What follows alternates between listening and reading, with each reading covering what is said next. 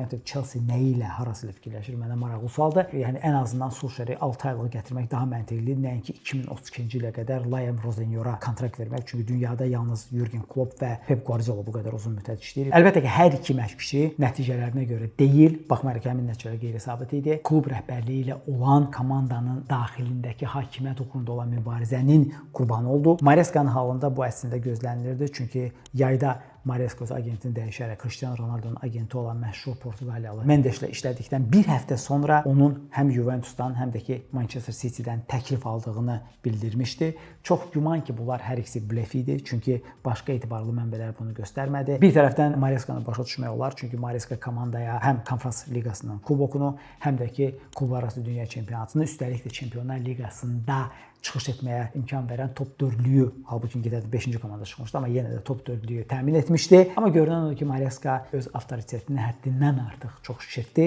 və nəticədə adam işsiz qaldı. Lakin nə qədər sistemli olursa olsun, Liam Rosenyor'un komandaya gətirilməyi bir qədər sual doğurur. Çünki ilk öncə Rosenyor əslində Chelsea-nin farm klubu olan Strasbourgdan gəlir, yəni sistemlə tanışdı. Digər tərəfdən əgər Rosenyor'un şəxsiyyətinə bir qədər dərindən keçsək, o daha çox TikTok fenomeninə oxşayır, hansısa belə ifrat solçu, hansı ki özünü mümkün vasitələrlə çox belə yöndəmsiz şəkildə diqqət mərkəzinə saxlamağa çalışan adama oxşayır. Komandanın rəhbərliyi və tibbi ştabının dediyi ilə %100 baş əyib ona uyğun işləyəcək bir mütəxəssis oxşayır. Manchester United isə Amorimi qovdu və Amorimin qovulmasında əksinə Ineosun nə qədər sistemsiz işləməyi bir daha gözə girdi. İlk öncə xatırladaq ki, 2 mövsüm öncə hələ bərbad mövsümdən sonra Erik ten Hag qovulmalı idi, amma adamı nəinki qovmadılar, hətta kontraktını uzadıb ona 200 milyon funt sterling investisiya ayırdılar ki, istədiyi oyunçunu alsın. Amma ondan sonra çempionatın əvvəlində Ten Hag qovulur. Onun yerinə oktyabr ayının sonunda Ruben Amorim məşqçi kimi gətirilir. Hətta Amorim mövsümü Sportingdə başa vurmaq istəsə də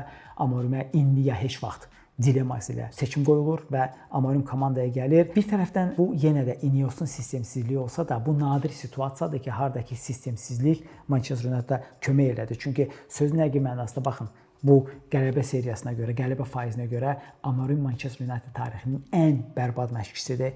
Sadəcə olaraq bir absurd statistikanı nəzərinizə çatdırım ki, bu adam 14 ay baş məşqçi işlədi və bu dövrdə Manchester United yalnız 2 dəfə dalbadal qələbə qazandı. Onun yerinə Ole Gunnar Solskjaerin gəlməsi isə və ya Solskjaerin gəlməsi əslində qısa müddətli, yəni gələcəyi halda əlbəttə ki, Manchester üçün çox yaxşı xəbərdir. Çünki Solskjaer bu sistemlə tanışdı.